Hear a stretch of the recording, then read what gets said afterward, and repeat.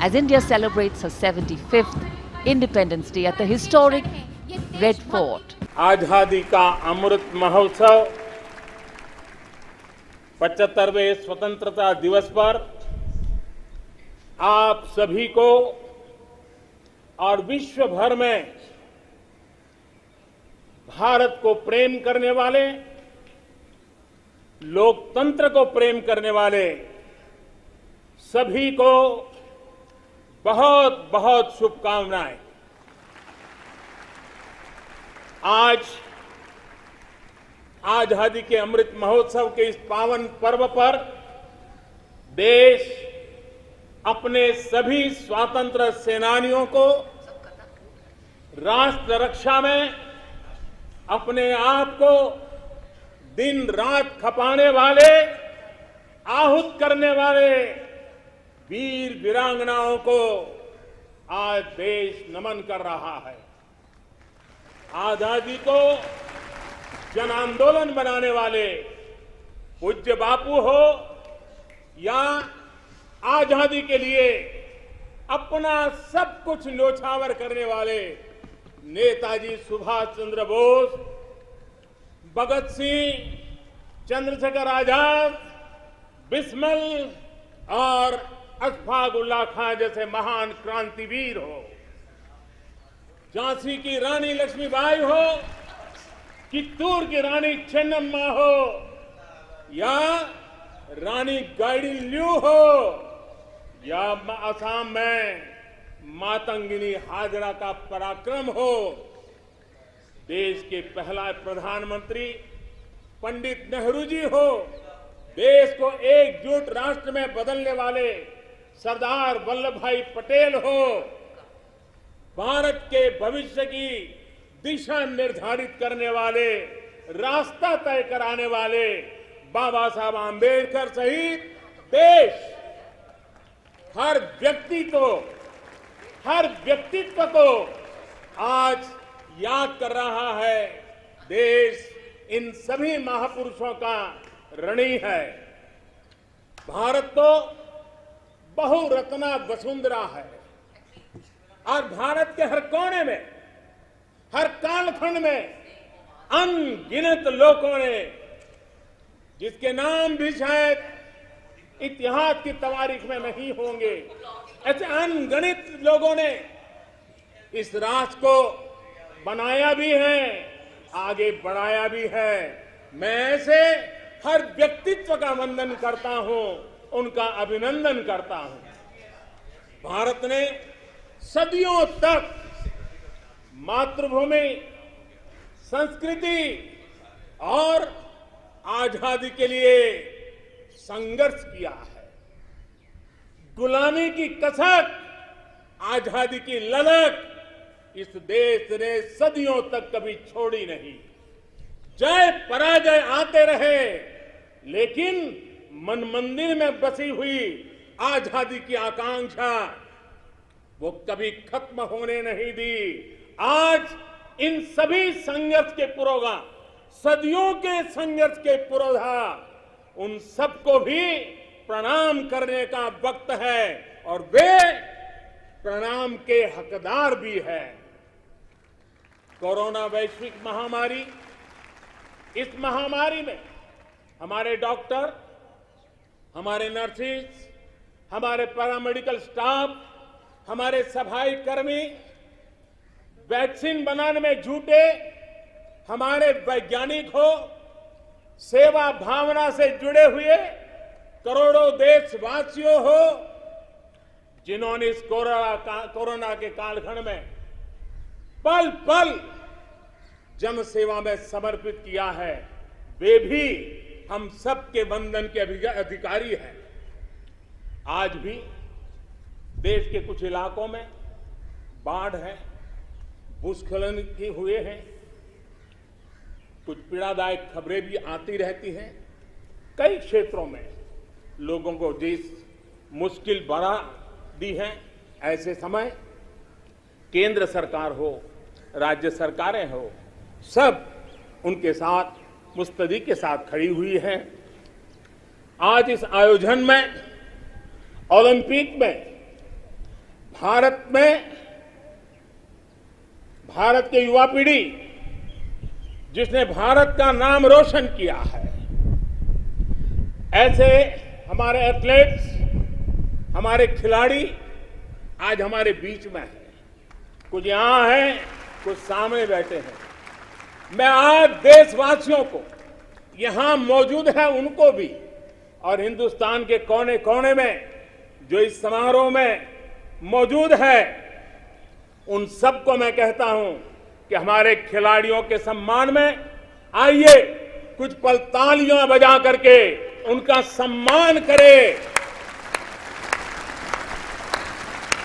भारत के खेलों का सम्मान, भारत की युवा पीढ़ी का सम्मान, भारत को गौरव दिलाने वाले युवाओं का सम्मान, देश, करोड़ों देशवासी आज तालियों की गड़गड़ाहट के साथ हमारे इन जवानों का, देश की युवा पीढ़ी का गौरव कर रहे हैं, सम्मान कर रहे हैं। एथलीट्स ने विशेष तौर पर हम ये गर्व कर सकते हैं कि उन्होंने हमारा दिल ही नहीं जीता है, लेकिन उन्होंने आने वाली पीढ़ियों को भी, भारत की युवा पीढ़ी को भी प्रेरित करने का बहुत बड़ा काम किया है। मेरे प्यारे देशवासियों, हम आजादी का जश्न मनाते हैं, लेकिन बंटवारे का दर्द आज भी हिंदुस्तान के सीने को छलनी करता है। ये पिछली शताब्दी की सबसे बड़ी त्रासदी में से एक थी। आजादी के बाद इन लोगों को बहुत ही जल्द भुला दिया गया। कल ही भारत ने एक भावुक निर्णय लिया है। अब से हर वर्ष 14 अगस्त को विभाजन विभीषिका स्मृति दिवस के रूप में याद किया जाएगा। जो लोग विभाजन के समय अमानवीय हालात से गुजरे, जिन्होंने अत्याचार सहे, जिन्हें सम्मान के साथ अंतिम संस्कार तक नसीब नहीं हुआ, उन लोगों का हमारी स्मृतियों में जीवित रहना भी उतना ही जरूरी है। आजादी के 75वें दिवस, स्वतंत्रता के दिवस पर विभाजन विभीषिका स्मृति दिवस का तय होना ऐसे लोगों को हर भारतवासी की तरफ से आदरपूर्वक श्रद्धांजलि है। मेरे प्यारे देशवासियों, प्रगति पथ पर बढ़ रहे हमारे देश के सामने और विश्व में पूरी मानव जात के सामने कोरोना का ये कालखंड बहुत बड़ी चुनौती के रूप में आया है। भारतवासियों ने बहुत संयम, बहुत धैर्य इसके साथ इस लड़ाई को लड़ा भी है। इस लड़ाई में हमारे सामने अनेक चुनौतियां थी, लेकिन हर क्षेत्र में हम देशवासियों ने असाधारण गति से काम किया है। हमारे वैज्ञानिकों ने, हमारे उद्यमियों की ताकत का ही ये परिणाम है कि भारत को वैक्सीन के लिए आज किसी और देश पर हमें निर्भर नहीं होना पड़ा। आप कल्पना कीजिए, पल भर सोचिए, अगर भारत के पास अपनी वैक्सीन नहीं होती तो क्या होता। पोलियो की वैक्सीन पाने में हमारे कितने साल बीत गए थे। इतने बड़े संकट में जब पूरी दुनिया में महामारी हो, तब हमें वैक्सीन कैसे मिलता, लेकिन भारत को शायद मिलता कि नहीं मिलता और कब मिलता, लेकिन आज गौरव से कह सकते हैं कि दुनिया का सबसे बड़ा वैक्सीनेशन प्रोग्राम हमारे देश में चल रहा है।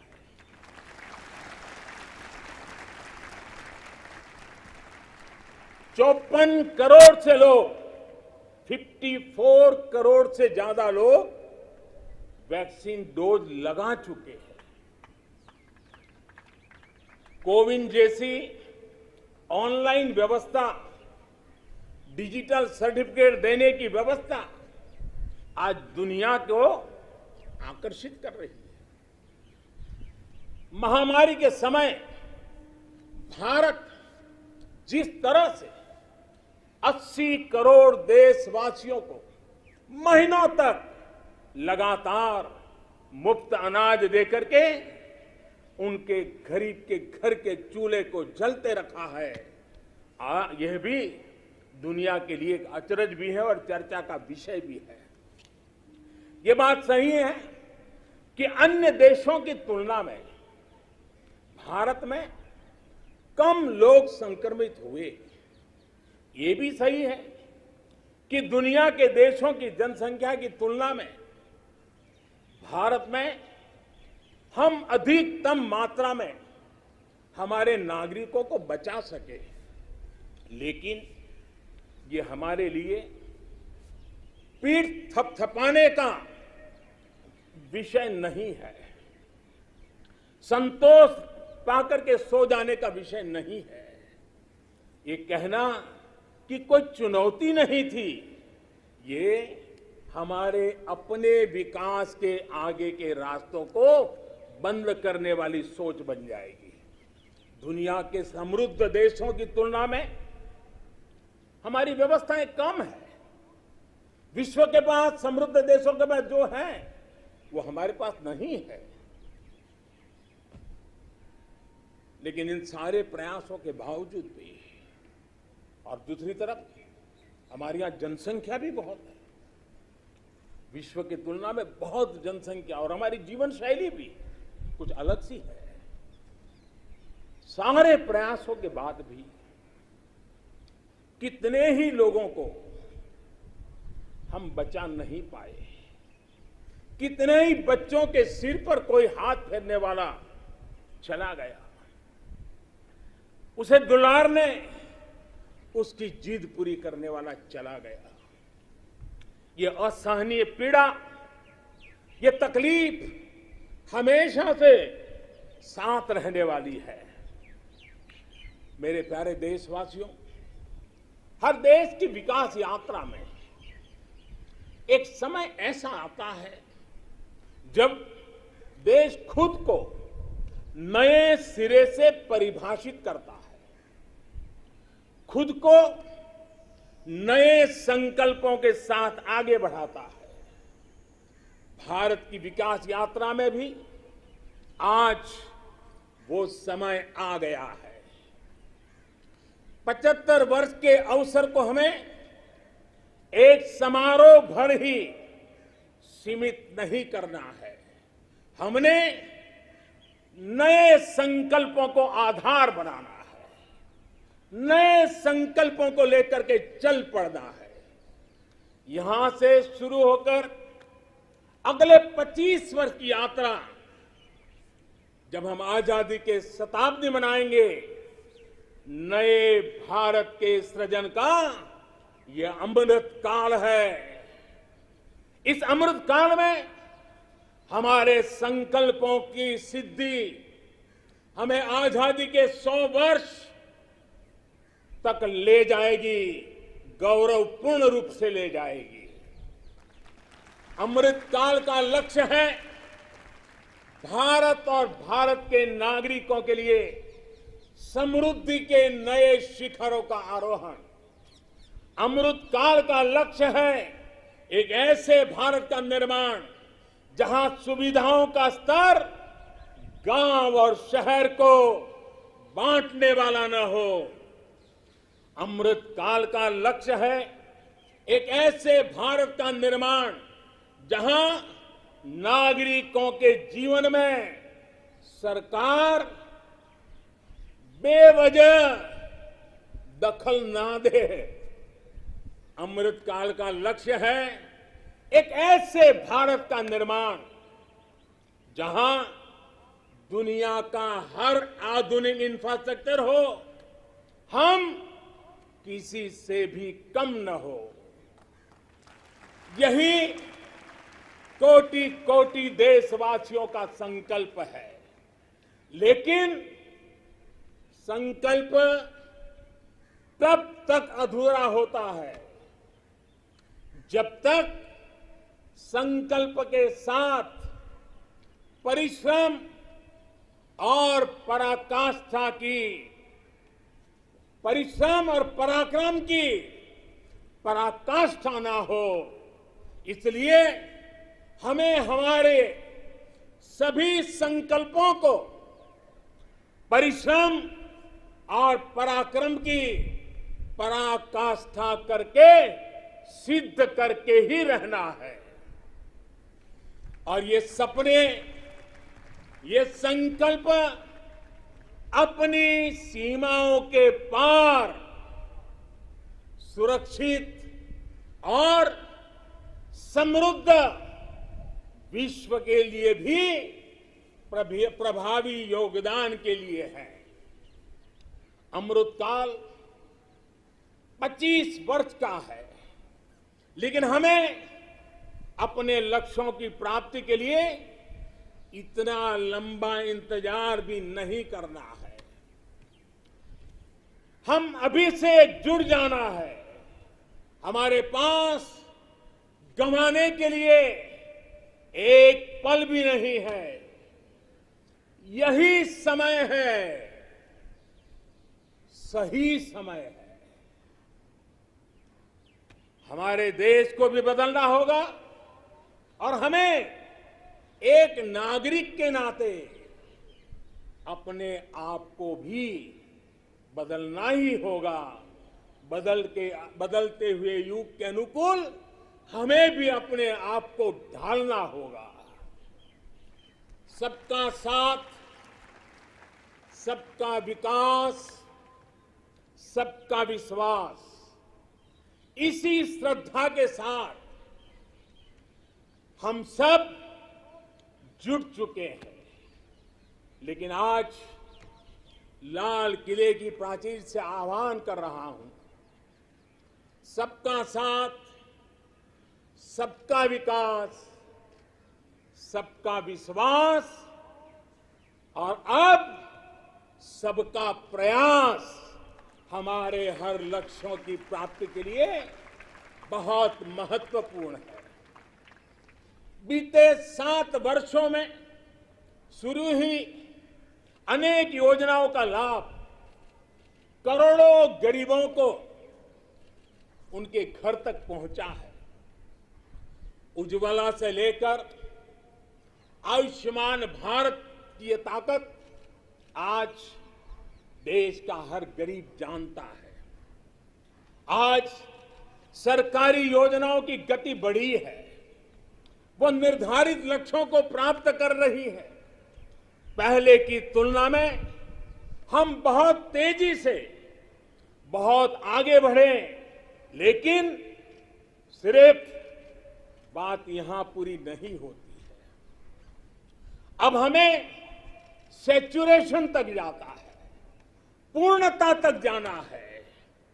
100% गांवों में सड़कें हो, 100% परिवारों के बैंक अकाउंट हो, 100% लाभार्थी को आयुष्मान भारत का कार्ड हो, 100% पात्र व्यक्तियों को उज्ज्वला योजना और गैस कनेक्शन हो, सरकार की बीमा योजना हो, पेंशन योजना हो, आवास योजना से हमें हर उस व्यक्ति को जोड़ना है जो उसके हकदार है।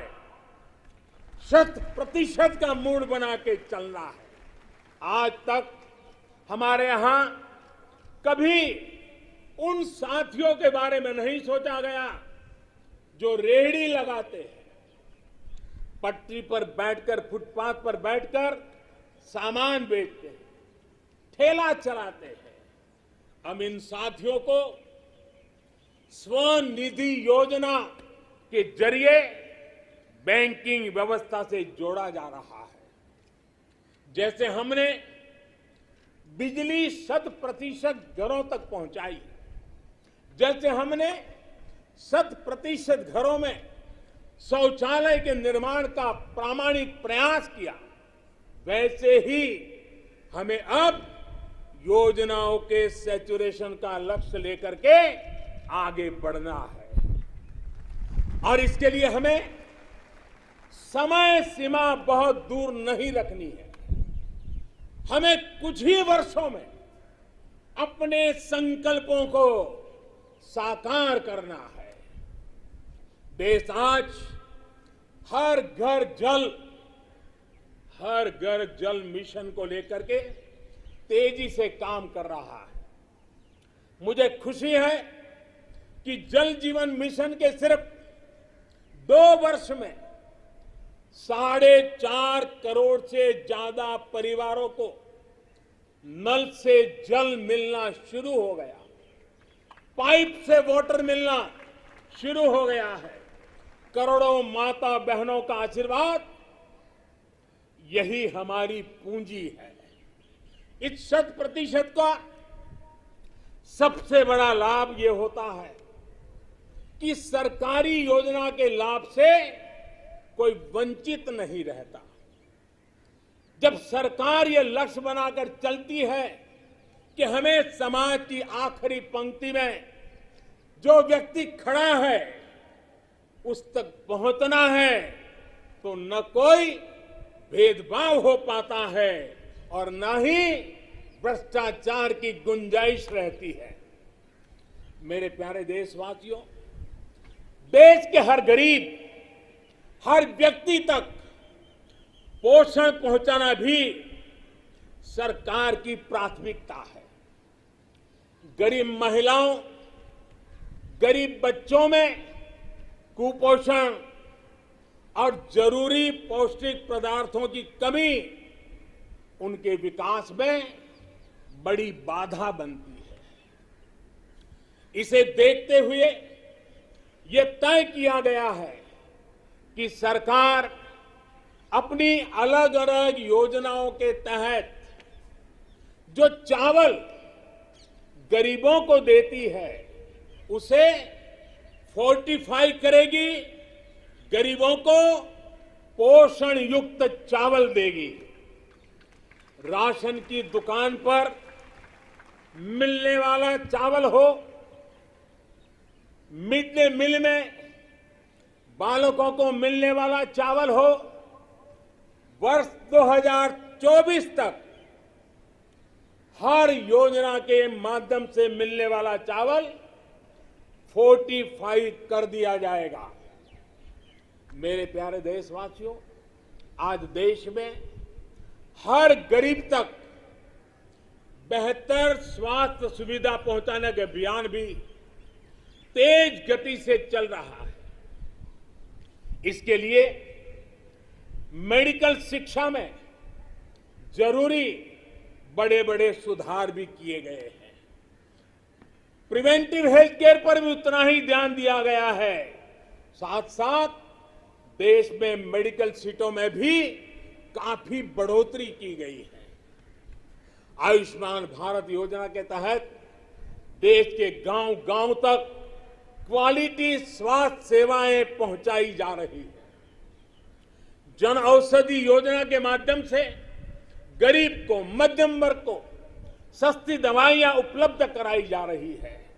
अभी तक 75,000 से ज्यादा हेल्थ एंड वेलनेस सेंटर्स बनाए जा चुके हैं। अब ब्लॉक स्तर पर अच्छे अस्पतालों और आधुनिक लैब के नेटवर्क पर विशेष रूप से काम किया जा रहा है। बहुत जल्द देश के हजारों अस्पतालों के पास अपने ऑक्सीजन प्लांट भी होंगे। मेरे प्यारे देशवासियों, 21वीं सदी में भारत को नई ऊंचाई पर पहुंचाने के लिए भारत के सामर्थ्य का सही इस्तेमाल, पूरा इस्तेमाल, ये समय की मांग है, बहुत जरूरी है। इसके लिए जो वर्ग पीछे है, जो क्षेत्र पीछे है, उनकी हैंड होल्डिंग करनी ही होगी। मूलभूत जरूरतों की चिंता के साथ ही दलितों, पिछड़ों, आदिवासियों, सामान्य वर्ग के गरीबों के लिए आरक्षण सुनिश्चित किया जा रहा है। अभी हाल ही में मेडिकल शिक्षा के क्षेत्र में ऑल इंडिया कोटे में ओबीसी वर्ग में को आरक्षण की व्यवस्था भी की गई है। संसद में कानून बनाकर ओबीसी से जुड़ी सूची बनाने का अधिकार राज्यों को दे दिया गया है। मेरे प्यारे देशवासियों, जैसे हम ये सुनिश्चित कर रहे हैं कि समाज की विकास यात्रा में कोई व्यक्ति ना छूटे, कोई वर्ग ना छूटे, वैसे ही देश का कोई भूभाग, देश का कोई कोना भी पीछे नहीं छूटना चाहिए। विकास सर्वांगी होना चाहिए, विकास सर्वस्पर्शी होना चाहिए, विकास सर्वसमावेशक होना चाहिए। देश के ऐसे क्षेत्रों को आगे लाने के लिए पिछले 7 वर्षों में जो प्रयास किए गए हैं, अब उसे और तेजी देने की दिशा में हम आगे बढ़ रहे हैं। हमारा पूर्वी भारत, नॉर्थ ईस्ट, जम्मू कश्मीर, लद्दाख सहित पूरा हिमालय का क्षेत्र हो, हमारी कोस्टल बेल्ट या फिर आदिवासी अंचल हो, ये भविष्य में भारत के विकास का, भारत की विकास यात्रा का बहुत बड़ा आधार बनने वाले हैं। आज नॉर्थ ईस्ट में कनेक्टिविटी का नया इतिहास लिखा जा रहा है। ये कनेक्टिविटी दिलों की भी है और इंफ्रास्ट्रक्चर की भी है।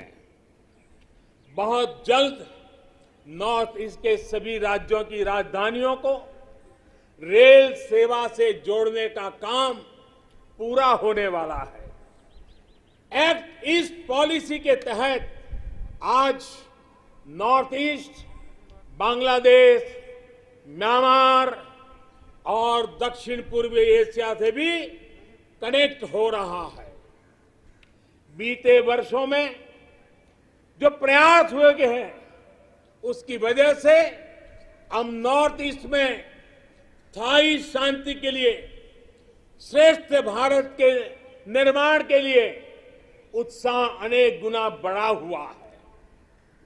नॉर्थ ईस्ट से वहां पर tourism, adventure sports, organic farming, herbal medicine, oil palm, इसका पोटेंशियल बहुत बड़ी मात्रा में है। हमें पूरी तरह इस पोटेंशियल को निखारना होगा, देश की विकास यात्रा का हिस्सा बनाना होगा और हमें ये काम अमृत काल के कुछ दशक में ही पूरा करना है। सभी के सामर्थ्य को उचित अवसर देना, यही लोकतंत्र की असली भावना है। जम्मू हो या कश्मीर, विकास का संतुलन अब जमीन पर दिख रहा है।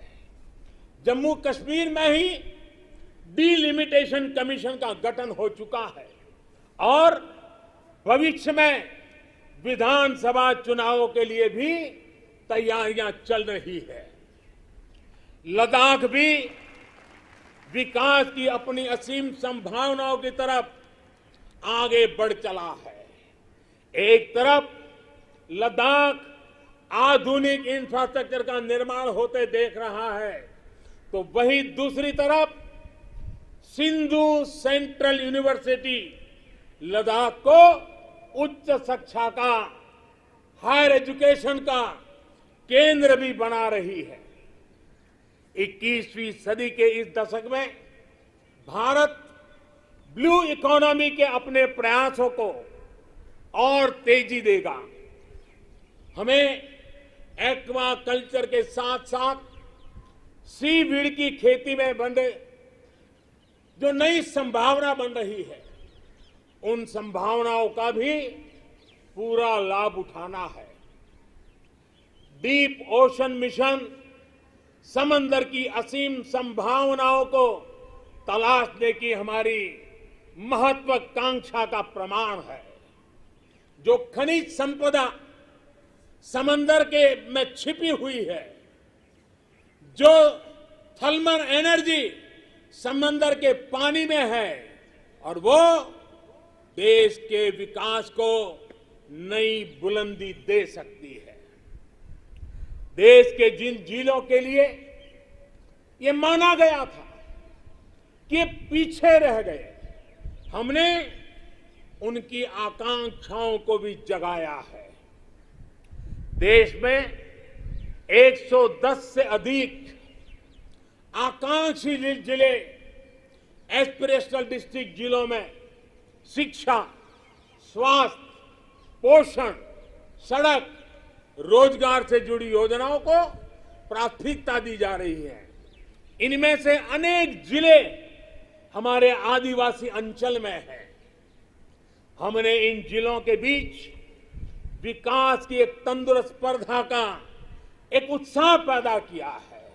ये आकांक्षी जिले भारत के अन्य जिलों की बराबरी तक पहुंचे, उस दिशा में तेज स्पर्धा चल रही है। मेरे प्यारे देशवासियों, अर्थ जगत में पूंजीवाद और समाजवाद, इसकी चर्चा तो बहुत होती है, लेकिन भारत सहकारवाद पर भी बल देता है। सहकारवाद हमारी परंपरा, हमारी संस्कारों के भी अनुकूल है। सहकारवाद जिसमें जनता जनार्दन की सामूहिक शक्ति का अर्थव्यवस्था की चालक शक्ति के रूप में ड्राइविंग फोर्स बने, ये देश के ग्रास रूट लेवल की इकोनॉमी के लिए एक अहम क्षेत्र है। कोऑपरेटिव ये सिर्फ कानून नियमों की जंजाल वाली एक व्यवस्था नहीं है, बल्कि कोऑपरेटिव एक स्पिरिट है, कोऑपरेटिव एक संस्कार है, एक कोऑपरेटिव एक सामूहिक चलने की मनः प्रवृत्ति है।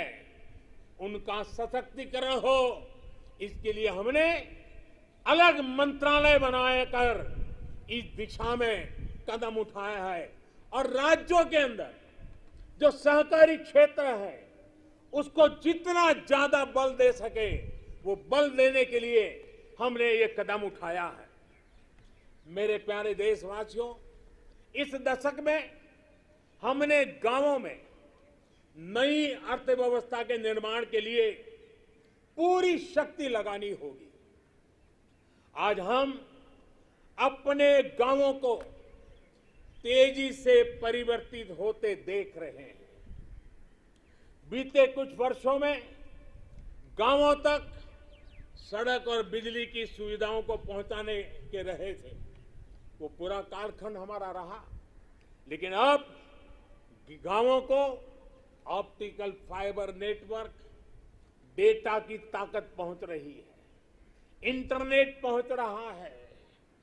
गांव में भी डिजिटल एंटरप्रेन्योर तैयार हो रहे हैं।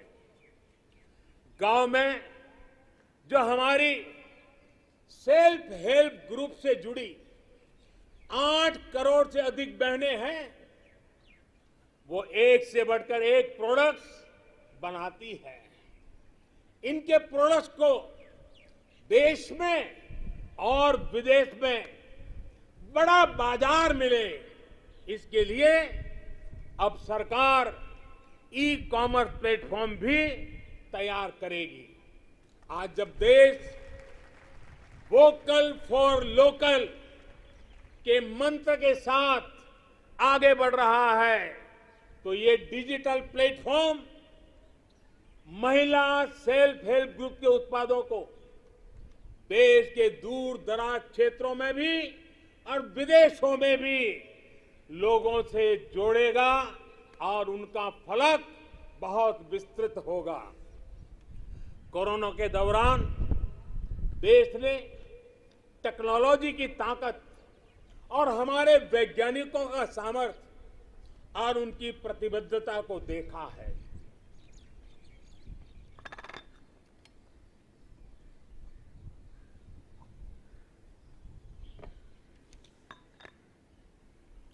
देश के हर क्षेत्र में हमारे वैज्ञानिक बहुत सूझबूझ से काम कर रहे हैं। अब समय आ गया है कि हम अपने कृषि क्षेत्र में भी वैज्ञानिकों की क्षमताओं और उनके सुझावों को भी हमारे एग्रीकल्चर सेक्टर में जोड़ें।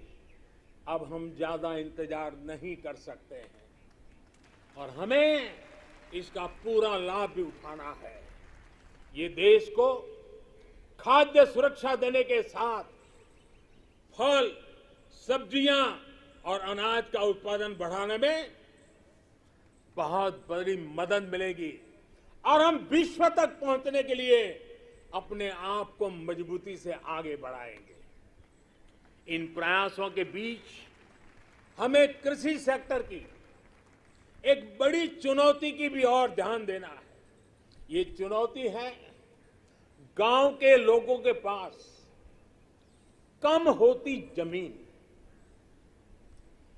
बढ़ती हुई आबादी के साथ परिवार में जो बंटवारे हो रहे हैं, उसकी वजह से किसानों की जमीन छोटी छोटी से छोटी होती जा रही है। देश के 80% से ज्यादा किसान ऐसे हैं जिनके पास 2 हेक्टेयर से भी कम जमीन है। 2 हेक्टेयर से भी कम। पहले जो देश में नीतियां थी, और हम देखें 100 में से 80 किसान उनके पास 2 हेक्टेयर से भी कम जमीन, यानी देश का किसान एक प्रकार से छोटा किसान है। पहले जो देश में नीतियां बनी, उनमें इन छोटे किसानों को जितनी प्राथमिकता देनी चाहिए थी, उन पर जितना ध्यान केंद्रित करना चाहिए था, वो रह गया। अब देश में इन्हीं छोटे किसानों को ध्यान में रखते हुए कृषि सुधार किए जा रहे हैं, निर्णय लिए जा रहे हैं।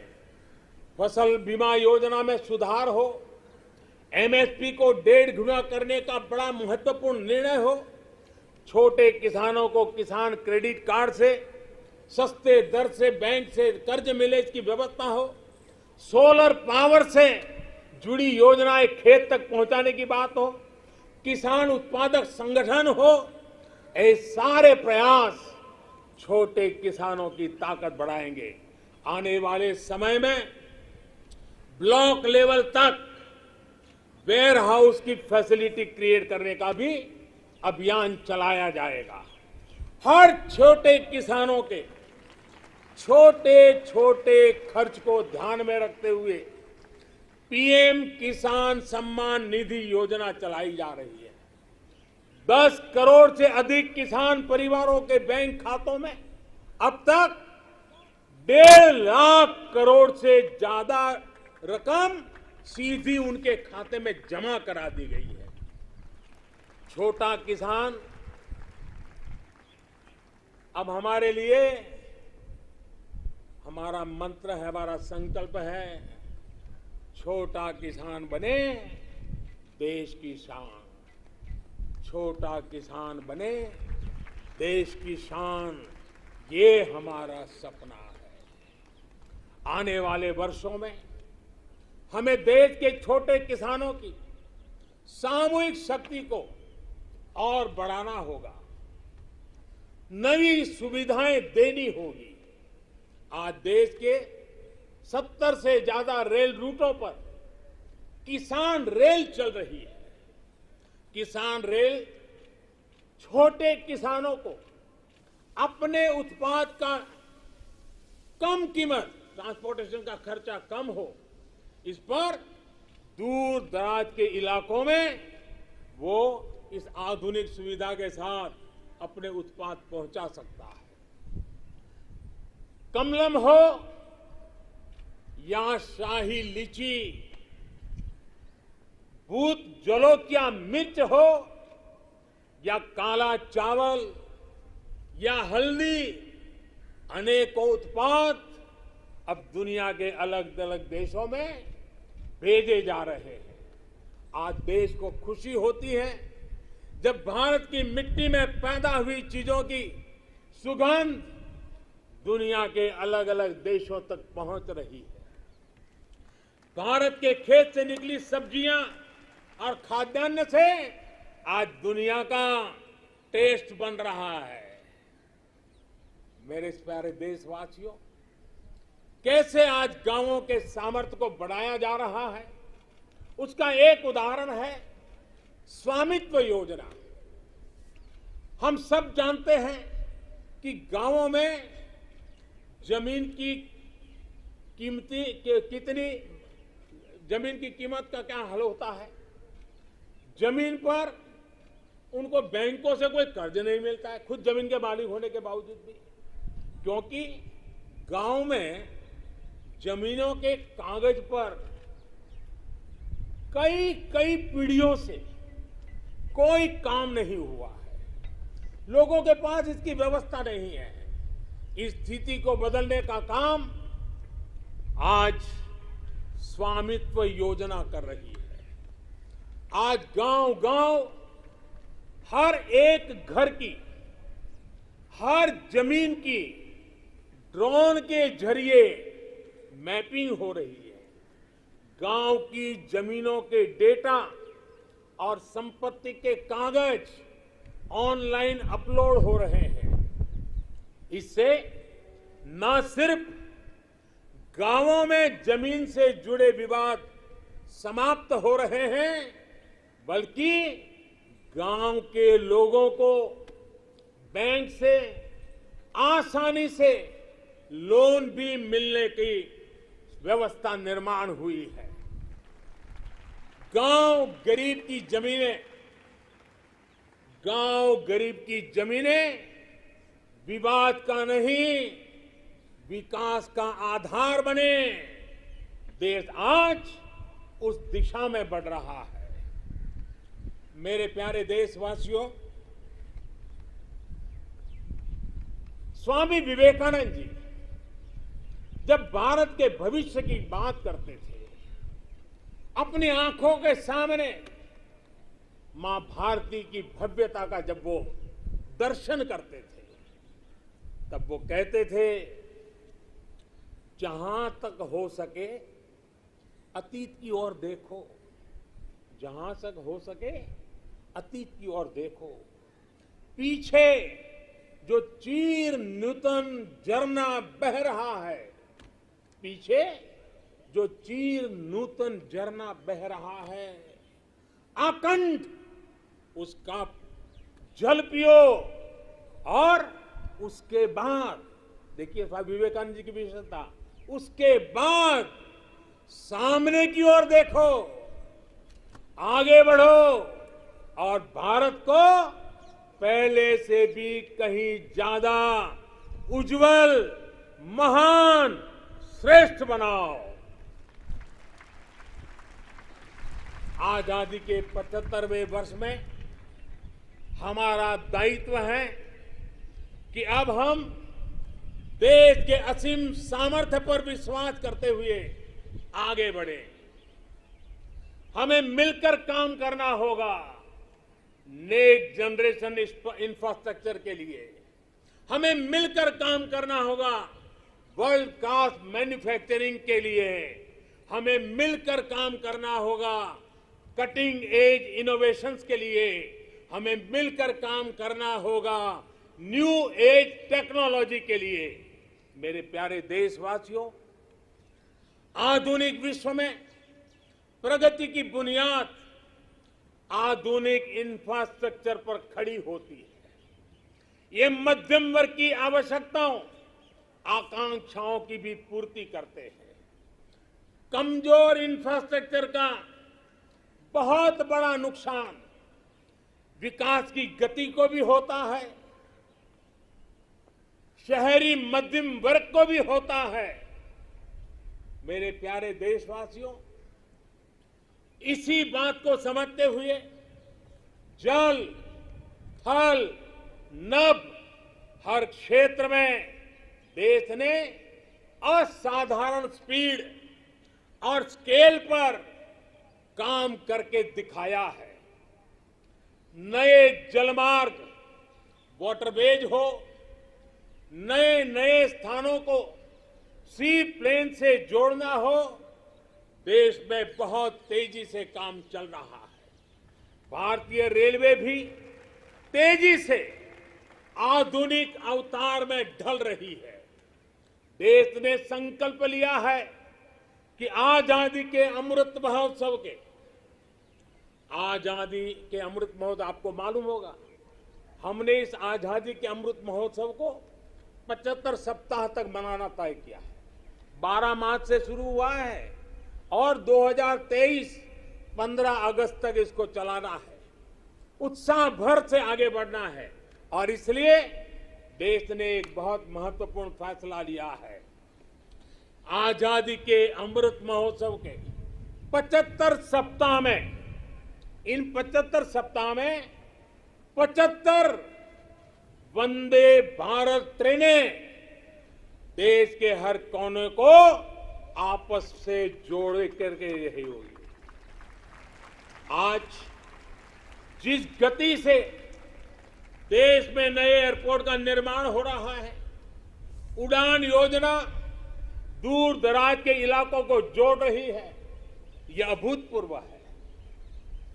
आज हम देख रहे हैं कि कैसे बेहतर एयर कनेक्टिविटी लोगों के सपनों को नई उड़ान देती है।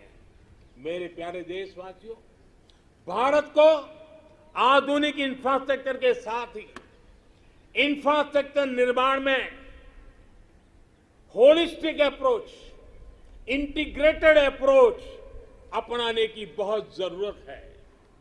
भारत आने वाले कुछ ही समय में प्रधानमंत्री गति शक्ति का नेशनल मास्टर प्लान, उसको देश के सामने करोड़ों देशवासियों को सपना करने वाली एक बहुत बड़ी योजना लेकर के हम आपके सामने आने वाले हैं, उसको लॉन्च करने वाले हैं। 100 लाख करोड़ से भी अधिक की योजना लाखों नौजवानों के लिए रोजगार के नए अवसर लेकर के आने वाली है। गति शक्ति हमारे देश के लिए एक ऐसा नेशनल इंफ्रास्ट्रक्चर मास्टर प्लान होगा जो होलिस्टिक इंफ्रास्ट्रक्चर की नींव रखेगा, हमारी इकोनॉमी को एक इंटीग्रेटेड और होलिस्टिक पाथवे देगा। अभी हम देखते हैं कि हमारे ट्रांसपोर्ट के साधनों में कोई तालमेल नहीं होता। गति शक्ति साइलोस को तोड़ेगी। भविष्य के रास्ते से हम इन सब रोडों को, जितनी कठिनाइयां हैं, उनको हटाएगी। इससे सामान्य मानकीय के लिए ट्रैवल टाइम में कमी आएगी और हमारी इंडस्ट्री की प्रोडक्टिविटी और भी बढ़ेगी। गति शक्ति हमारे लोकल मैन्युफैक्चरर्स को ग्लोबली कॉम्पिटिटिव करने में भी बहुत बड़ी मदद करेगी और इससे फ्यूचर इकोनॉमिक जोन्स के निर्माण की नई संभावनाएं भी विकसित होगी। अमृतकाल के इस दशक में गति की शक्ति भारत के कायाकल्प का आधार बनेगी। मेरे प्यारे देशवासियों, विकास के पथ पर आगे बढ़ते हुए भारत को अपनी मैन्युफैक्चरिंग और एक्सपोर्ट दोनों को बढ़ाना होगा। आपने देखा है, अभी कुछ दिन पहले ही भारत ने अपने पहले स्वदेशी एयरक्राफ्ट कैरियर आईएनएस विक्रांत को समुद्र में ट्रायल के लिए उतारा है। भारत आज अपना लड़ाकू विमान बना रहा है, अपनी सबमरीन बना रहा है, गगनयान भी अंतरिक्ष में भारत का परचम लहराने के लिए तैयार हो रहा है। ये स्वदेशी मैन्युफैक्चरिंग में हमारे सामर्थ्य को उजागर करता है। कोरोना के बाद उभरी नई आर्थिक परिस्थितियों में मेक इन इंडिया को स्थापित करने के लिए देश ने प्रोडक्शन लिंक इंसेंटिव्स को भी घोषणा की है। इस स्कीम से जो बदलाव आ रहा है उसका उदाहरण इलेक्ट्रॉनिक मैन्युफैक्चरिंग सेक्टर से है। 7 साल पहले हम लगभग $8 बिलियन के मोबाइल फोन इंपोर्ट यानी आयात करते थे। अब इंपोर्ट तो बहुत ज्यादा घटी है। आज हम $3 बिलियन के मोबाइल फोन एक्सपोर्ट भी कर रहे हैं।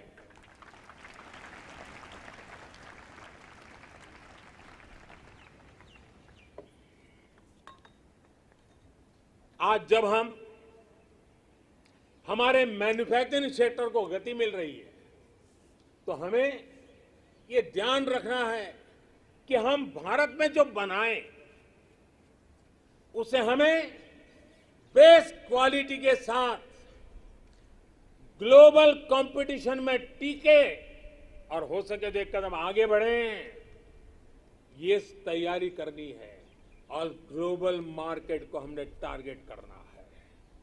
देश के सभी मैन्युफैक्चरर्स को मैं आग्रहपूर्वक कहना चाहूंगा, हमारे मैन्युफैक्चरर्स को इस बात को कभी नहीं भूलना होगा कि आप जो प्रोडक्ट बाहर बेचते हैं वो सिर्फ आपकी कंपनी के द्वारा बनाया हुआ सिर्फ एक पुर्जा नहीं है, एक प्रोडक्ट नहीं है। उसके साथ भारत की पहचान जुड़ी होती है, भारत की प्रतिष्ठा जुड़ी होती है, भारत के कोटि-कोटि लोगों का विश्वास जुड़ा होता है। मेरे प्यारे देशवासियों, मैं इसलिए मैन्युफैक्चरर्स को कहता हूं, आपका हर एक प्रोडक्ट भारत का ब्रांड एम्बेसडर है। जब तक वो प्रोडक्ट इस्तेमाल में ले आया जाता रहेगा, उसे खरीदने वाला कहेगा, बड़े गर्व से कहेगा, सीना तान करके कहेगा, हाँ ये मेड इन इंडिया है। ये मिजाज चाहिए। अब आपके मन में दुनिया के मार्केट में छा जाने का सपना होना चाहिए। इस सपने को पूरा करने के लिए सरकार हर तरह से आपके साथ खड़ी है। मेरे प्यारे देशवासियों, आज देश के अलग अलग सेक्टर्स और देश के छोटे शहरों में भी, टियर 2, टियर 3 सिटीज में भी नए नए स्टार्टअप बन रहे हैं। उनकी भारतीय प्रोडक्ट्स को अंतर्राष्ट्रीय बाजार में जाने में बड़ी भूमिका भी है। सरकार अपने इन स्टार्टअप्स के साथ पूरी ताकत के साथ खड़ी है। उन्हें आर्थिक मदद देना हो, टैक्स में छूट देना हो, उनके लिए नियमों को सरल बनाना हो, सब कुछ किया जा रहा है। हमने देखा है कोरोना के इस कठिन काल में ही हजारों नए स्टार्टअप्स उभर करके आए हैं। बड़ी सफलता से वे आगे बढ़ रहे हैं। कल के स्टार्टअप आज के यूनिकॉर्न बन रहे हैं। इनकी मार्केट वैल्यू हजारों करोड़ रुपए तक पहुंच रही है। ये देश में नए प्रकार के वेल्थ क्रिएटर्स हैं। ये अपने यूनिक आइडियाज की शक्ति से अपने पैरों पर खड़े हो रहे हैं, आगे बढ़ रहे हैं और दुनिया को छा जाने का सपना लेकर के चल रहे हैं। इस दशक में भारत के स्टार्टअप इकोसिस्टम, इसको हम पूरी दुनिया में सर्वश्रेष्ठ बनाएं। हमें इस दिशा में काम करना है, हमें रुकना नहीं है। मेरे प्यारे देशवासियों, बड़े परिवर्तन लाने के लिए, बड़े रिफॉर्म के लिए राजनीतिक इच्छा शक्ति, पॉलिटिकल विल की जरूरत होती है। आज दुनिया देख रही है कि भारत में राजनीतिक इच्छा शक्ति की कोई कमी नहीं है। रिफॉर्म्स को लागू करने के लिए गुड और स्मार्ट गवर्नेंस चाहिए। आज दुनिया इस बात की भी साक्षी है कि कैसे भारत अपने यहां गवर्नेंस का नया अध्याय लिख रहा है।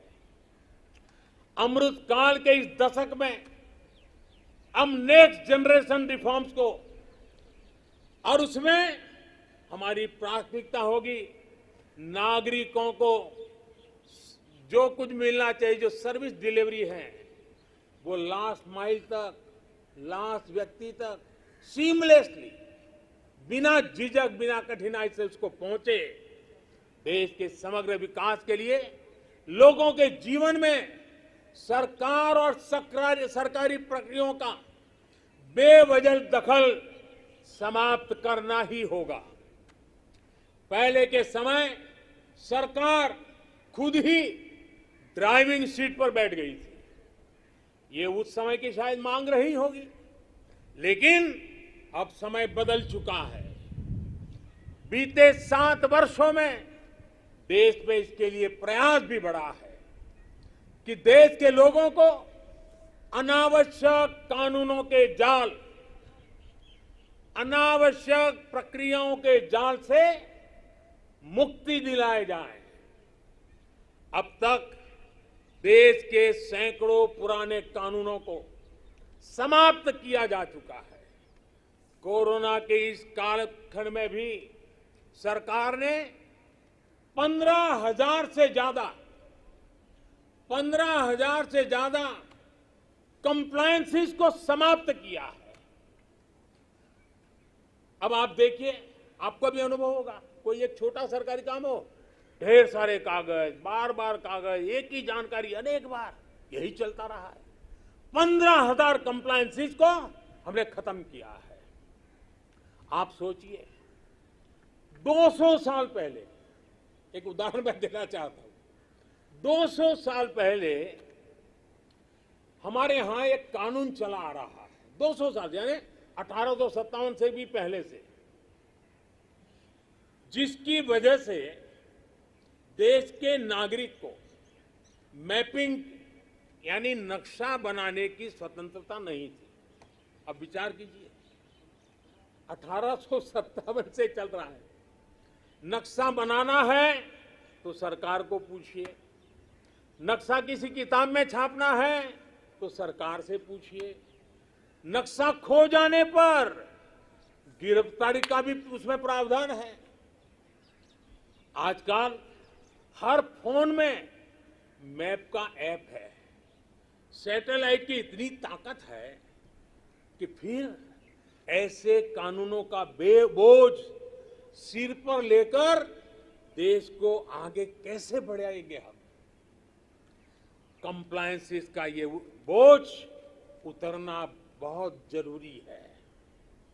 मैपिंग की बात हो, स्पेस की बात हो, इंफॉर्मेशन टेक्नोलॉजी की बात हो, बीपीओ की बात हो, जैसे अनेक सेक्टरों में बहुत सारे रेगुलेशन को हमने समाप्त कर दिया है। मेरे प्यारे देशवासियों, बेवजह कानूनों की जकड़ से मुक्ति, ईज ऑफ लिविंग, साथ साथ ईज ऑफ डूइंग बिजनेस, दोनों के लिए बहुत ही जरूरी है। हमारे देश के उद्योग और व्यापार आज इस बदलाव को महसूस कर रहे हैं। आज दर्जनों श्रम कानून सिर्फ 4 कोड में समा चुके हैं। टैक्स से जुड़ी व्यवस्थाओं को भी अब आसान और फेसलेस किया गया है। इस तरह के रिफॉर्म सिर्फ सरकार तक सीमित ना रहे, बल्कि ग्राम पंचायत और नगर निगमों, नगर पालिकाओं तक पहुंचे। इस पर देश की हर व्यवस्था को मिलकर के काम करना होगा। मैं जो आह्वान कर रहा हूं और बड़े आग्रह से कर रहा हूं, केंद्र हो या राज्य, सभी के विभागों से मैं कह रहा हूं, सभी सरकारी कार्यालयों से कह रहा हूं, अपने यहां नियमों प्रक्रियाओं की समीक्षा का अभियान चलाइए। हर वो नियम, हर वो प्रक्रिया जो देश के लोगों के सामने बाधा बनकर, बोझ बनकर खड़ी हुई है, उसे हमें दूर करना ही होगा। मुझे पता है जो ये 70-75 साल में जमा हुआ है, वो एक दिन में या एक साल में नहीं जाएगा, लेकिन मन बनाकर काम शुरू करेंगे तो हम ऐसा जरूर कर पाएंगे।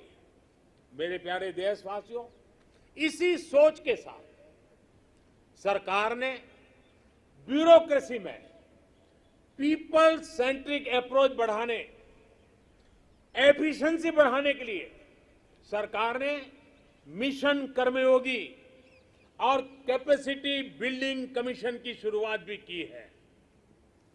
मेरे प्यारे देशवासियों, कौशल और सामर्थ्य से भरे, अपनी मिट्टी के लिए कुछ कर गुजरने की भावना से भरे नौजवानों को तैयार करने में बड़ी भूमिका होती है। किसकी होती है? बड़ी भूमिका होती है हमारी शिक्षा की, हमारी शिक्षा व्यवस्था की, हमारी शिक्षा परंपरा की। आज देश के पास 21वीं सदी की जरूरतों को पूरा करने वाली नई राष्ट्रीय शिक्षा नीति भी है। अब हमारे बच्चे ना कौशल की कमी के कारण रुकेंगे और ना ही भाषा की सीमा में बंधेगी। दुर्भाग्य से हमारे देश में भाषा को लेकर एक बड़ा विभाजन पैदा हो गया है। भाषा की वजह से हमने देश के बहुत बड़े टैलेंट को पिंजरे में बांध दिया है। मातृभाषा में होनहार लोग मिल सकते हैं। मातृभाषा में पढ़े हुए लोग आगे आएंगे तो उनका आत्मविश्वास और बढ़ेगा।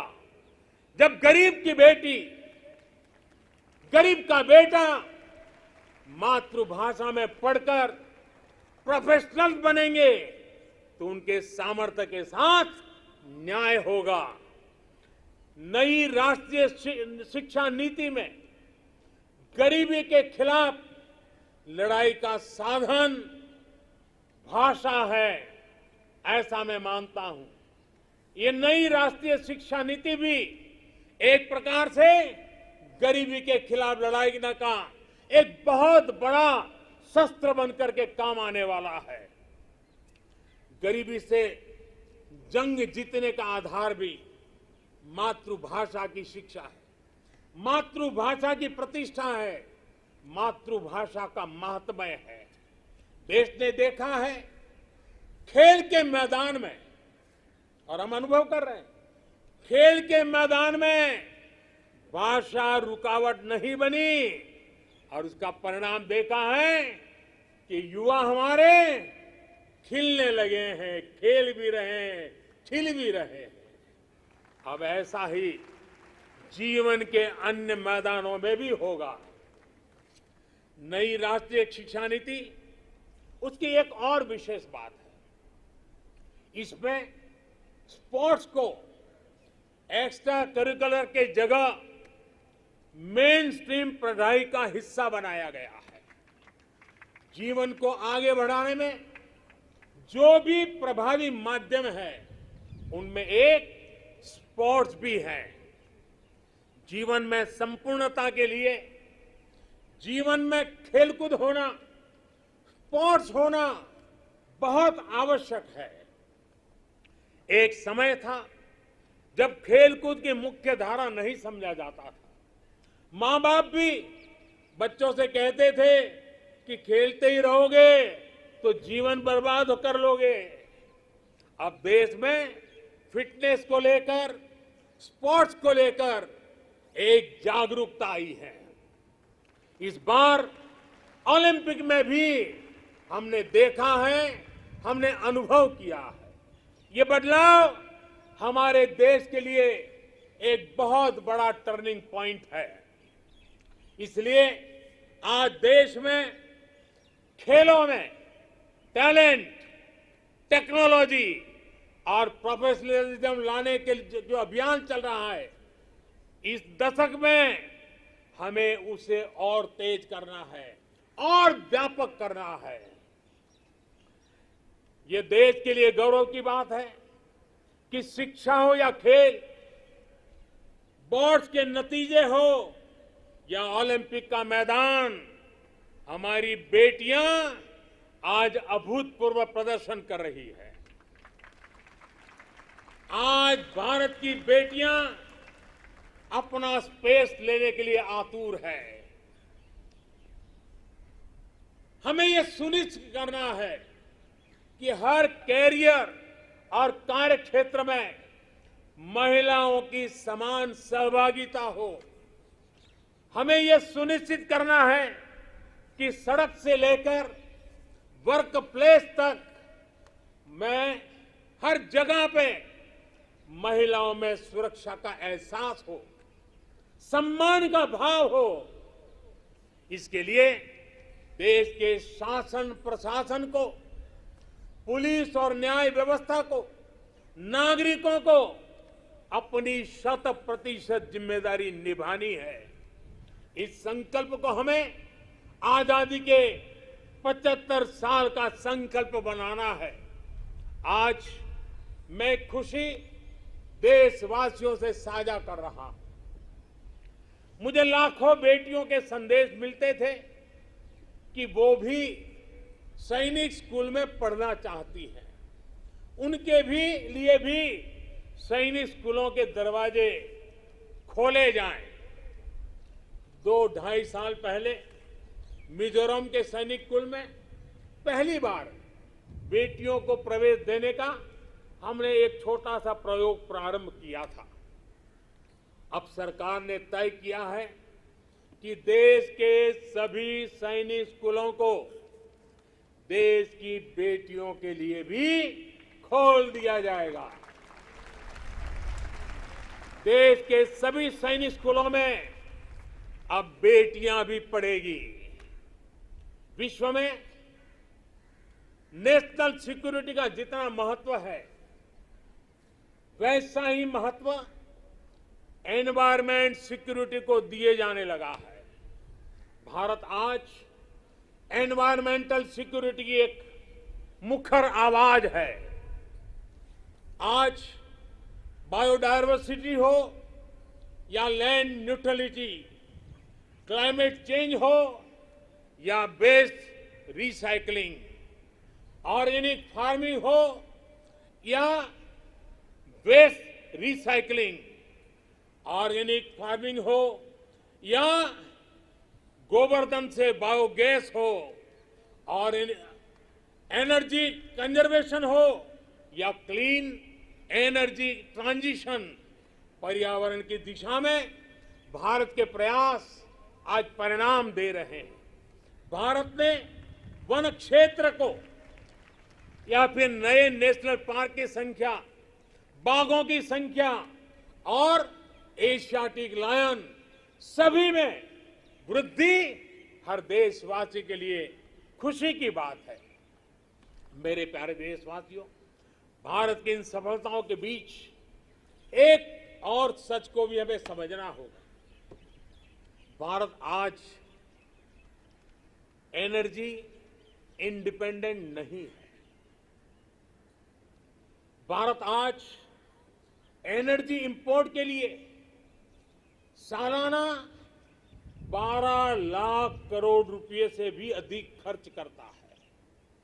भारत की प्रगति के लिए, आत्मनिर्भर भारत बनाने के लिए भारत का एनर्जी इंडिपेंडेंट होना समय की मांग है, अनिवार्य है।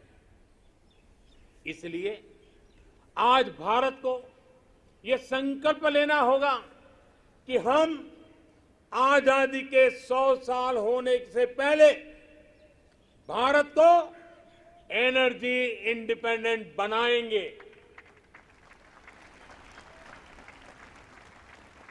और इसके लिए हमारा रोड मैप बहुत स्पष्ट है। गैस बेस्ड इकोनॉमी है, देश भर में सीएनजी पीएनजी का नेटवर्क हो, 20% इथेनॉल ब्लेंडिंग का टारगेट हो। भारत एक तय लक्ष्य के साथ आगे बढ़ रहा है। भारत ने इलेक्ट्रिक मोबिलिटी की तरफ भी कदम बढ़ाया है और रेलवे के 100% इलेक्ट्रिफिकेशन पर भी काम तेज गति से आगे बढ़ रहा है। भारतीय रेलवे ने 2030 तक नेट जीरो कार्बन एमिटर बनने का लक्ष्य रखा है। इन सारे प्रयासों के साथ ही देश मिशन सर्कुलर इकोनॉमी इस पर भी बल दे रहा है। हमारी व्हीकल स्क्रैप पॉलिसी इसका एक बड़ा उदाहरण है। आज G20 के जो देशों का समूह है, उसमें भारत एकमात्र देश ऐसा है जो अपने क्लाइमेट गोल्स को प्राप्त करने की दिशा में तेजी से आगे बढ़ रहा है। भारत ने इस दशक के अंत तक रिन्यूएबल एनर्जी के 450 गीगावाट का लक्ष्य तय किया है। 2030 तक 450 गीगावाट। इसमें से 100 गीगावाट के लक्ष्य को भारत ने तय समय से पहले हासिल कर लिया है। हमारे ये प्रयास दुनिया को भी एक भरोसा दे रहे हैं। ग्लोबल स्टेज पर इंटरनेशनल सोलर अलायंस का गठन इसका बड़ा उदाहरण है। भारत आज जो भी कार्य कर रहा है, उसमें सबसे बड़ा लक्ष्य है जो भारत को क्लाइमेट जंप देने वाला है। क्लाइमेट के क्षेत्र में क्वांटम जंप देने वाला है, वो है ग्रीन हाइड्रोजन का क्षेत्र।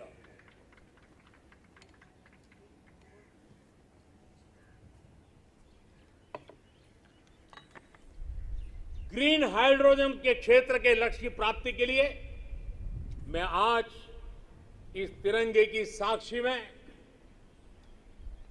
नेशनल हाइड्रोजन मिशन की घोषणा कर रहा हूं। अमृतकाल में हमें भारत को ग्रीन हाइड्रोजन के प्रोडक्शन और एक्सपोर्ट का ग्लोबल हब बनाना है। ये ऊर्जा के क्षेत्र में भारत की एक नई प्रगति उसको आत्मनिर्भर बढ़ाएगा और पूरे विश्व में क्लीन एनर्जी ट्रांजिशन की नई प्रेरणा भी बनेगा। ग्रीन ग्रोथ से ग्रीन जॉब के नए नए अवसर हमारे युवाओं के लिए, हमारे स्टार्टअप के लिए आज दस्तक दे रहे हैं। मेरे प्यारे देशवासियों, 21वीं सदी का आज का भारत बड़े लक्ष्य गढ़ने और उन्हें प्राप्त करने का सामर्थ्य रखता है। आज भारत उन विषयों को भी हल कर रहा है जिनके सुलझाने में दशकों से, सदियों से इंतजार था। आर्टिकल 370 को बदलने का ऐतिहासिक फैसला हो, देश को टैक्स के जाल से मुक्ति दिलाने वाली व्यवस्था, जीएसटी हो, हमारे फौजी साथियों के लिए वन रैंक वन पेंशन का निर्णय हो, राम जन्मभूमि केस का शांतिपूर्ण समाधान, ये सब हमने बीते कुछ वर्षों में सच होते देखा है। त्रिपुरा में दशकों बाद ब्रू रियांग समझौता होना हो, ओबीसी कमीशन को संवैधानिक दर्जा देना हो, या फिर जम्मू कश्मीर में आजादी के पहली बार बीडीसी और डीडीसी चुनाव, भारत की संकल्प शक्ति लगातार सिद्ध कर रहा है। आज कोरोना के इस दौर में भारत में रिकॉर्ड विदेशी निवेश आ रहा है। भारत का विदेशी मुद्रा भंडार भी अब तक के सबसे ऊंचे स्तर पर है। सर्जिकल स्ट्राइक और एयर स्ट्राइक करके भारत ने देश के दुश्मनों को नए भारत के सामर्थ्य का संदेश भी दे दिया है। ये बताता है कि भारत बदल रहा है, भारत बदल सकता है। भारत कठिन से कठिन फैसले भी ले सकता है और कड़े से कड़े फैसले लेने में भी भारत झिझकता नहीं है, रुकता नहीं है। मेरे प्यारे देशवासियों, सेकंड वर्ल्ड वॉर के बाद, द्वितीय विश्व युद्ध के बाद वैश्विक संबंधों का स्वरूप बदल गया। कोरोना के बाद भी पोस्ट कोरोना नए वर्ल्ड ऑर्डर की संभावना है। कोरोना के दौरान दुनिया ने भारत के प्रयासों को देखा भी है और सराहा भी है। आज दुनिया भारत को एक नई दृष्टि से देख रही है। इस दृष्टि के दो महत्वपूर्ण पहलू हैं, एक आतंकवाद और दूसरा विस्तारवाद। भारत इन दोनों ही चुनौतियों से लड़ रहा है और सधे हुए तरीके से बड़ी हिम्मत के साथ जवाब भी दे रहा है। हम भारत अपने दायित्वों को सही तरीके से निभा पाए, इसके लिए हमारी रक्षा तैयारों को भी उतना ही सदृढ़ रहना होगा। रक्षा के क्षेत्र में देश को आत्मनिर्भर बनाने, भारत की कंपनियों को प्रोत्साहित करने के लिए हमारे मेहनती उद्यमियों को नए अवसर उपलब्ध कराने के लिए हमारे प्रयास निरंतर जारी हैं। मैं देश को विश्वास दिलाता हूं कि देश की रक्षा में लगी हमारी सेनाओं के हाथ मजबूत करने के लिए हम कोई कसर नहीं छोड़ेंगे। मेरे प्यारे देशवासियों, आज देश के महान विचारक श्री अरबिंदो की जन्म जयंती भी है। साल 2022 में उनका 150वां जन्म जयंती का पर्व है। श्री अरबिंदो भारत के उज्जवल भविष्य के स्वप्न दृष्टा थे। वो कहते थे कि हमें उतना सामर्थ्यवान बनना होगा जितना हम पहले कभी नहीं थे। हमें अपनी आदतें बदलनी होगी, एक नए हृदय के साथ अपने को फिर से जागृत करना होगा। श्री अरबिंदो की ये बातें हमें अपने कर्तव्यों का ध्यान दिलाती है। एक नागरिक के तौर पर, एक समाज के तौर पर हम देश को क्या दे रहे हैं, ये भी हमें सोचना होगा। हमने अधिकारों को हमेशा महत्व दिया है। उस कालखंड में उसकी जरूरत भी रही है, लेकिन अब हमें कर्तव्यों को सर्वोपरि बनाना है, सर्वोपरि रखना है। जिन संकल्पों का बीड़ा आज देश ने उठाया है, उन्हें पूरा करने के लिए हर जन को जुड़ना होगा, हर देशवासी को इसे ओन करना होगा। देश के जल संरक्षण का अभियान शुरू किया है तो हमारा कर्तव्य है पानी बचाने को अपनी आदत से जोड़ना। देश अगर डिजिटल लेन देन पर बल दे रहा है तो हमारा भी कर्तव्य है कि हम भी कम से कम कैश वाला ट्रांजैक्शन करना। देश ने लोकल फॉर वोकल का अभियान शुरू किया है तो हमारा कर्तव्य है कि ज्यादा से ज्यादा स्थानीय उत्पादों को खरीदे। देश के प्लास्टिक मुक्त भारत की जो हमारी कल्पना है, हमारा कर्तव्य है कि सिंगल यूज प्लास्टिक को इस्तेमाल पूरी तरह हमें रोकना होगा। ये हमारे ही कर्तव्य है कि हम अपनी नदियों में गंदगी न डालें, अपने समंदर के किनारों को स्वच्छ रखें। हमें स्वच्छ भारत मिशन को भी एक और नए मुकाम तक पहुंचाना है। आज जब देश आजादी के 75 वर्ष के उपलक्ष्य में आजादी का अमृत महोत्सव मना रहा है तो हमें इस आयोजन से जुड़ना भी, उसके में बढ़ चढ़ करके हिस्सा लेना, संकल्पों को बार बार जगाते रहना, ये हम सबका कर्तव्य है। अपने स्वाधीनता संग्राम को ध्यान में रखते हुए आप जो भी करेंगे, जो भी अमृत की बूंद की तरह अवश्य पवित्र होगा और कोटि कोटि भारतीयों के प्रयास से बना ये अमृत कम आने वाले वर्षों के लिए प्रेरणा बनकर उत्साह जगाएगा।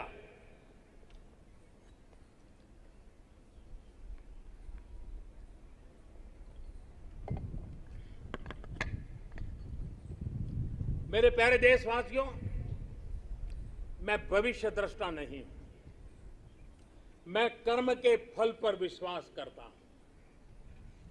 मेरा विश्वास है मेरे देश के युवाओं पर, मेरा विश्वास है देश की बहनों पर, देश की बेटियों पर, देश के किसानों पर, देश के प्रोफेशनल्स पर। ये कैन डू जनरेशन है, कैन डू जनरेशन है। ये हर लक्ष्य हासिल कर सकती है। मुझे विश्वास है कि जब 2047 आजादी का स्वर्णिम उत्सव, आजादी के 100 साल होंगे, जो भी प्रधानमंत्री होगा, आज से 25 साल के बाद जो भी प्रधानमंत्री होंगे, वो जब झंडारोहण करते होंगे तो मैं आज विश्वास से कहता हूं, वो अपने भाषण में जिन सिद्धियों का वर्णन करेंगे, वो सिद्धियां वही होगी जो आज देश संकल्प कर रहा है। ये मेरा विजय का विश्वास है। आज मैं जो संकल्प रूप में बोल रहा हूं, वो 25 साल के बाद जो भी ध्वजारोहण करते होंगे, वे सिद्धि के रूप में बोलेंगे। देश सिद्धि के रूप में उसका गौरव गान करता होगा। जो आज देश के युवा हैं, वो उस समय भी देखेंगे कि देश ने कैसे ये कमाल करके दिखाया है। 21वीं सदी में भारत के सपनों और आकांक्षाओं को पूरा करने से कोई भी बाधा अब हमें रोक नहीं सकती। हमारी ताकत हमारी जीवटता है, हमारी ताकत हमारी एकजुटता है, हमारी प्राण शक्ति राष्ट्र प्रथम सदैव प्रथम की भावना है। ये समय है साझा स्वप्न देखने का, ये समय है साझा संकल्प करने का, ये समय है साझा प्रयत्न करने का, और यही समय है हम विजय की ओर बढ़ चले। और इसलिए मैं फिर कहता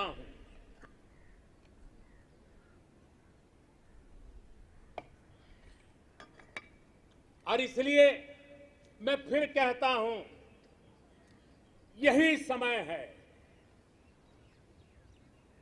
यही समय है, सही समय है, भारत का अनमोल समय है।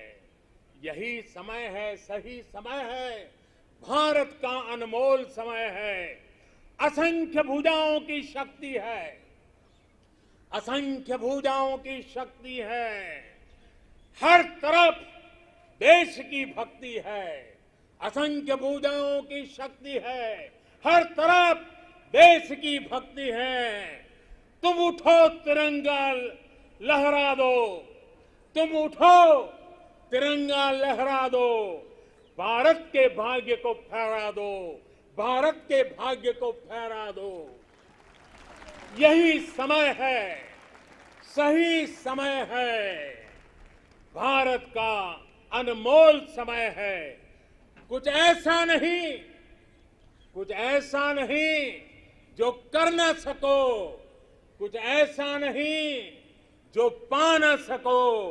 तुम उठ जाओ, तुम उठ जाओ, तुम जुट जाओ, सामर्थ्य को अपने पहचानो, सामर्थ्य को अपने पहचानो, कर्तव्य को अपने सब जानो, कर्तव्य को अपने सब जानो।